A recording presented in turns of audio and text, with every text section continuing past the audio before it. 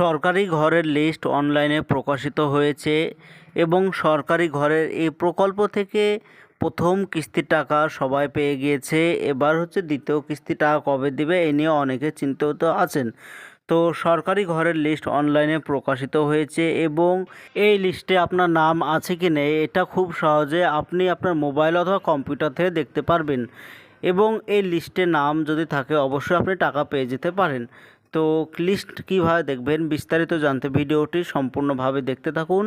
আমাদের এই চ্যানেল থেকে অনলাইনের সব রকমের তথ্য সবার আগে দিয়ে থাকি।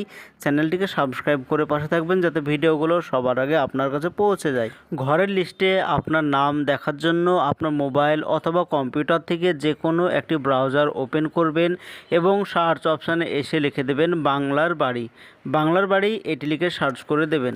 এইবার স্ক্রিনে দেখতে পাচ্ছেন প্রধানমন্ত্রী আবাস যোজনা, এরপরে বাংলার বাড়ি হাওড়া ডিস্ট্রিক্ট ওয়েবসাইট, তার নিচে লেখা আছে বাংলার বাড়ি রুরাল হাউস স্কিম, এরপরে জিপি ওয়াইজ প্রফেশনাল বাংলার বাড়ি এরকম লেখা আছে। তো এভাবে একটু নিচের দিকে চলে আসবে, একটু নিচের দিকে চলে আসলে দেখতে পারবেন যে এখানে লেখা আছে প্রত্যেকটা জেলার নাম এখানে চলে এসেছে। তো আপনি যে জেলার লিস্ট দেখতে চান, তো আমি এখানে লিস্ট দেখতে চাই হাওড়া জেলায়, তো এখানে হাওড়া জেলার লিস্ট লেখা আছে, এটাতে আমি ক্লিক করে দিচ্ছি।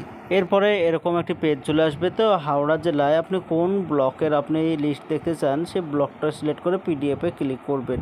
পিডিএফে ক্লিক করতে একটি পিডিএফ ডাউনলোড হতে একটু সময় লাগবে, তারপর চলে আসবে লিস্ট। এবার স্ক্রিনে দেখতে পাচ্ছেন প্রথমে ফাইল নম্বর, এরপরে সাল লেখা আছে, তারপর নাম লেখা আছে, মোবাইল নম্বরও লেখা আছে। তো এই লিস্টে একটি একটি করে দেখবেন এই লিস্টে আপনার নাম আছে কি নেই। তো বাংলার বাড়ি এ প্রকল্প থেকে প্রথম কিস্তির টাকা 60,000 টাকা দিয়েছে। তো আপনারা সবাই জানেন সরকার পরিবর্তন হওয়ার কারণে দ্বিতীয় কিস্তির টাকা এখন পর্যন্ত দেওয়া হয়নি।